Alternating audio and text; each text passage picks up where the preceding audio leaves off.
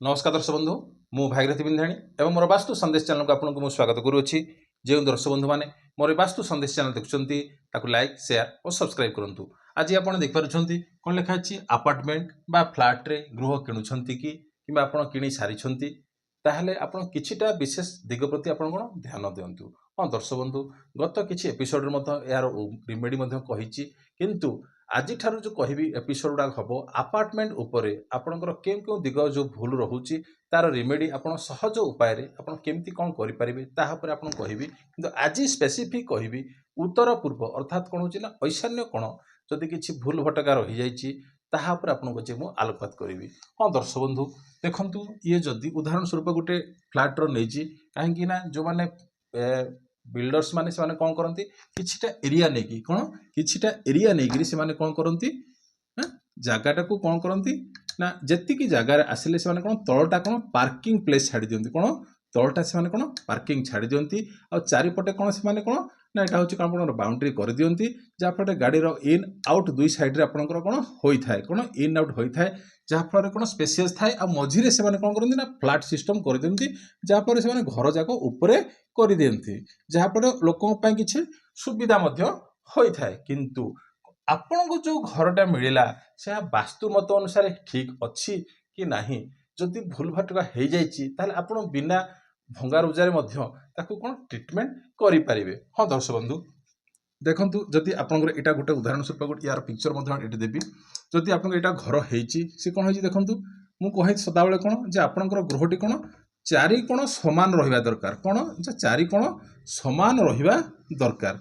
तो ये कौन है देखु ये माने जनकर बिल्डिंग अच्छी सी कौन है देखु जदि चारि कोण समान रहा कथा ये कौन आसला ना यहाँ पूर्व यहाँ आसला पश्चिम यहाँ आसला उत्तर यहाँ आसला कौन दक्षिण अर्थात मुख्य द्वार कौट रहा ना यहाँ हूँ कौन ना मेन डोर यहाँ हूँ कौन ना घर देखिए सदाबले देखिए गोटे माने जदि ये आपंकर जदि माने आपंकर जो फ्लाट जो रहा माने ऊपर स्थान जीवा आसवा रास्ताटा रहा हाँ एपटे भी आउ कार घर अच्छी एपटे भी आउरी कार कौन घर अच्छी जिते देखिए कौन सी लेफ्ट साइड हो कि आपंकर राइट साइड हो देखिए ये दुई साइड आपंकर कौन ना मुख्य द्वार बस कौन ना मुख्य द्वार थी आप निज निज अनुमान करूँ आप जो घर कि देखिए ये जो ये पॉइंट रे कि पॉइंट रे कौन मुख्य द्वार थी एपट साइड लोकर भी एक्जाक्ट सेम जगार अर्थात यार मुख्य द्वार सामने तार मुख्य द्वार थी अर्थात ये आपको देखा मिल।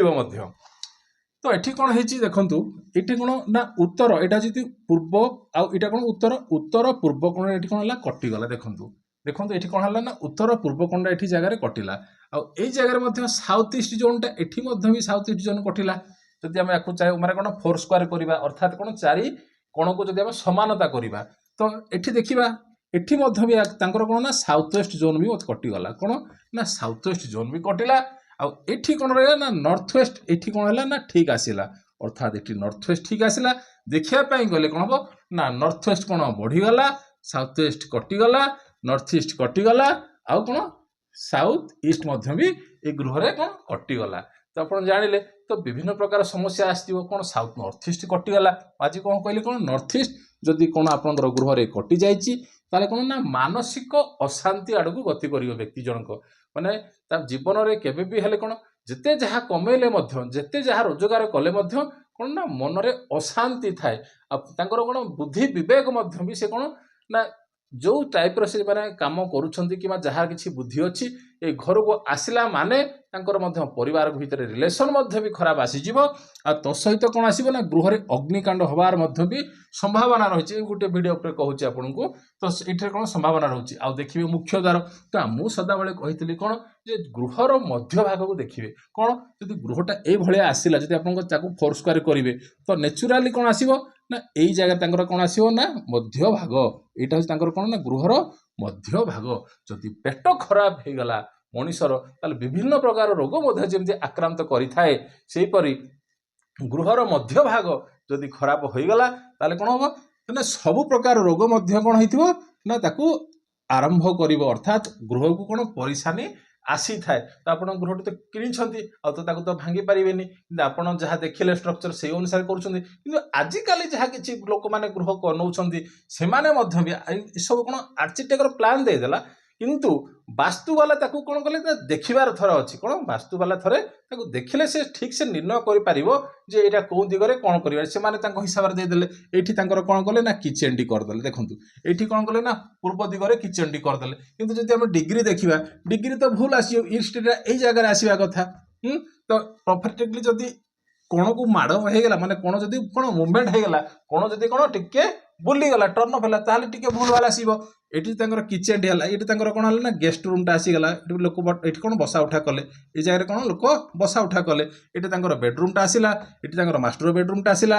ଏଇ ଜାଗାରେ ତାଙ୍କର କ'ଣ ଆସିଲା ନା ଟଏଲେଟ୍ଟି ଆସିଲା।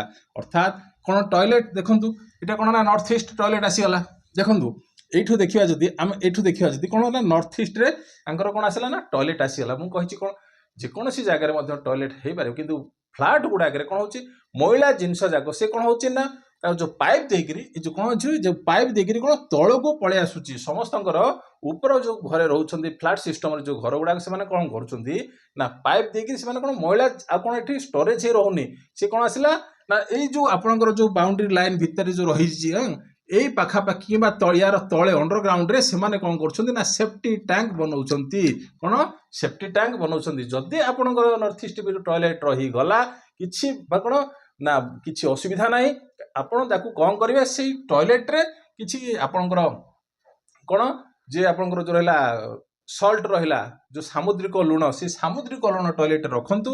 କିମ୍ବା ଆପଣଙ୍କର କହିଥିଲି ସ୍ନେକ୍ ପ୍ଲାଣ୍ଟ, କ'ଣ ସାମୁଦ୍ରିକ ଲୁଣ ହଉ କିମ୍ବା ଆପଣଙ୍କର କ'ଣ ସ୍ନେକ୍ ପ୍ଲାଣ୍ଟ ଆପଣ ଏଠି କ'ଣ ପ୍ଲେସମେଣ୍ଟ କରିପାରିବେ। ୟାର ଛୋଟିଆ ରେମେଡ଼ିଆକୁ ଆପଣ ଟଏଲେଟ୍ଟାକୁ ଯେଉଁ ଆପଣଙ୍କର ଯେଉଁ ଆଜିକାଲି ତ ଯେ କ'ଣ ଇଣ୍ଡିଆନ୍ ଟଏଲେଟ୍ ଆସିଲାଣି, ଆଉ କ'ଣ ଆସିଲାଣି ଆପଣଙ୍କର ଚାଇନିଜ୍ ଟଏଲେଟ୍ ଆସିଲାଣି। ଅର୍ଥାତ୍ ଆପଣ ଯେଉଁ ବସିକି ଯେଉଁ ପ୍ୟାନ୍ ଅଛି ସେଠାରେ ଆପଣଙ୍କର କ'ଣ କରିବେ ତାକୁ ବନ୍ଦ କରିବେ, ତାକୁ ସଫାସୁତୁରା କଲେ ମଧ୍ୟ ଏହାର କିଛି ପ୍ରଭାବ ପକେଇବ ନାହିଁ ଗୃହକର୍ତ୍ତାଙ୍କୁ। କ'ଣ ଗୃହକର୍ତ୍ତା କିଛି ଟଏଲେଟ୍ ଥିଲେ ମଧ୍ୟ ବି କିଛି ପ୍ରଭାବ ପକେଇବ ନାହିଁ। ତ ଇଏ ଗଲା ଆପଣଙ୍କୁ କହିଲି ନର୍ଥ ଇଷ୍ଟରେ। ଯଦି ନର୍ଥ ଇଷ୍ଟ ଏଠି କଟିଗଲା ତ ଏଇସବୁ ମାନସିକ ଅଶାନ୍ତି ଆସିବ। ତ ଆମେ କ'ଣ କରିବା ନା ପ୍ରଥମ ଜିନିଷ ହେଲା କ'ଣ ମଧ୍ୟସ୍ଥାନକୁ ସେଟ୍ କରିବା।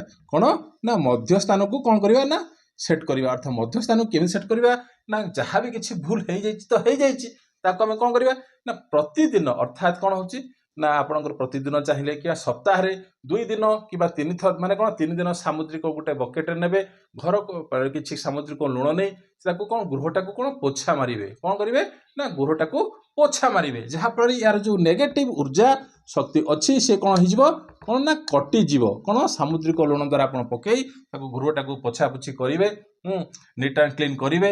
ଆଉ ଯଦି ପାରୁଛନ୍ତି, ଯଦି ଆପଣଙ୍କ ପାଖରେ ଶଙ୍ଖ ଅଛି, ଦେଖିବେ ପୁରୁଣା ଭିଡ଼ିଓରେ ମଧ୍ୟ କହିଥିଲି ଯେ କିଛି ଶଙ୍ଖ ଯଦି ଅଛି ଆପଣଙ୍କର ଯେଉଁ ଦକ୍ଷିଣବର୍ତ୍ତ ଶଙ୍ଖ ଅଛି, ସେ ଶଙ୍ଖରେ କ'ଣ ଜଳ ଭର୍ତ୍ତି କରିକି ଗୃହର ମାନେ ଏଇ ଯେଉଁ ଭିତରେ କ'ଣ ଗୃହର ଭିତରେ କ'ଣ କରିବେ ଆପଣ କ'ଣ କରିବେ ନା ଗୃହର ଭିତରେ କ'ଣ କରିବେ ନା ଛିଞ୍ଚନ କରିବେ।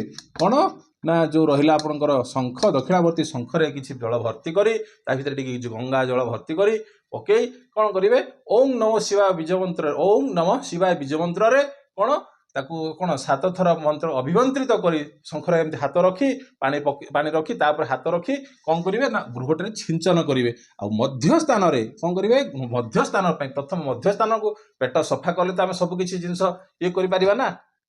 ତ ମଧ୍ୟସ୍ଥାନରେ କ'ଣ କରିବେ ଏକ କାଚର ପାତ୍ର ନେବେ। କ'ଣ ଏକ କାଚର ପାତ୍ର ନେବେ। ସେ କାଚର ପାତ୍ରରେ କ'ଣ କରିବେ ନା କିଛି ଗଙ୍ଗା ଜଳ ହଉ କିମ୍ବା ଆପଣଙ୍କର ହଉ କ'ଣ ନର୍ମାଲ ୱାଟର ହଉ ଜଳ ଭରି କରିବେ। ତା ଭିତରେ କିଛି କ'ଣ ମାନେ ଆପଣଙ୍କର ରହିଲା ହଳଦିଆ ପଥର ଆଉ କ'ଣ ଧଳା ପଥର, କ'ଣ ହଳଦିଆ ପଥର ଆଉ ଧଳା ପଥର କିଛି କ'ଣ ଆସୁଛି ସେଇ ଭିତରେ କ'ଣ ପକେଇବେ। ପକେଇକିରି କ'ଣ କରିବେ ତାକୁ ଏଇ ମଧ୍ୟସ୍ଥାନରେ ଲୁଣ ପୋଛି ସାରିଲା, ମାନେ ଲୁଣ ପୋଛା ସରିଲା ପରେ ଏଇ ଜାଗାରେ ଆପଣ ସପ୍ତାହକୁ ଥରେ ପଥର ଆଉ ଯେଉଁ ପାଣି ଯାହା କିଛି ରହିଲା ୟାକୁ ଏଠି କ'ଣ ପରିବର୍ତ୍ତିତ କରିବେ। ଏଇଟା କ'ଣ ସପ୍ତାହରେ ଥରେ ୟାକୁ କ'ଣ କରିବେ ନା ପରିବର୍ତ୍ତିତ କରିବେ।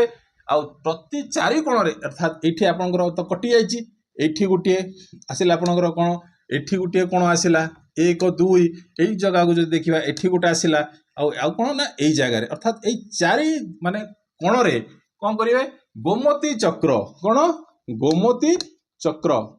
ତ ଦେଖିବେ ଗୋମତୀ ଚକ୍ର ଯଦି ଆପଣ ପାଣିରେ ରଖିବେ, ଅରିଜିନାଲ ଯଦି ହେଇଥିବ ଗୋମତୀ ଚକ୍ର, ସେ କ'ଣ କରିବ ନା ପାଣିରେ ଚାଲିବ, ଧୀରେ ଧୀରେ କରି ଚାଲିଥାଏ। କ'ଣ ଗୋମତୀ ଚକ୍ର ଯଦି ଅରିଜିନାଲ ଆପଣ ପାଖକୁ ମିଳୁଛି ତ ସେଇ ଗୋମତୀ ଚକ୍ର ଏଇ ଜାଗାରେ ଆପଣ କଣ କରିବେ ନା ତଳ ଭାଗଟା ଅର୍ଥାତ୍ ଯୋଉ ଦେଖିବେ ଏମିତି ହେଇକି ଥିବ କଣ ନା ଏମିତି ହେଇକି ଥିବ ସେଇ ଜିନିଷଟାକୁ କଣ କରିବେ ନା ତଳେ ଏମିତି ମାନେ କଣ ଏଇ ଯୋଉ ଆପଣ ପୋଛି ସାରିଲା ପରେ ଏଇ ଜାଗାରେ ଆପଣଙ୍କର ମାନେ ରଖିଦେବେ ପ୍ରତି ଚାରି କୋଣରେ ଆପଣଙ୍କ ଗୋମତୀ ଚକ୍ର ରଖିବେ ଯାହା ଫଳରେ ଏଇ ଊର୍ଜା ଶକ୍ତିଟା ଯାହା କିଛି ରହିଛି କିଛି ତ ପରିବର୍ତ୍ତିତ ହବ ଲୁଣ ପୋଛା ମାରିବେ ତାପରେ ଧଳା ପଥର ତା ସହିତ ଆପଣଙ୍କର ହଳଦିଆ ପଥର ଏଇ ଜାଗାରେ ଆପଣଙ୍କର ପ୍ଲେସମେଣ୍ଟ କରିବେ ଆଉ ନେକ୍ସଟ ଏପିସୋଡରେ ଆପଣଙ୍କୁ କହିବି ଉତ୍ତର ପୂର୍ବ କୋଣରେ କଣ କରିବେ ଆପଣଙ୍କର ଦକ୍ଷିଣ ପୂର୍ବରେ କଣ କରିବେ ନୈಋତ୍ୟ କୋଣରେ କଣ କରିବେ କିମ୍ବା ଆପଣଙ୍କର ଉତ୍ତର ପଶ୍ଚିମ ଦିଗରେ କଣ ରେମେଡି କରିବେ ତାପରେ ଆପଣଙ୍କୁ ମୁଁ ଆଲୋକପାତ କରିବି ତ ଏଇ ତ ଥିଲା ଆଜିର ଛୋଟିଆ ଟପିକ ରହିଲି ନମସ୍କାର।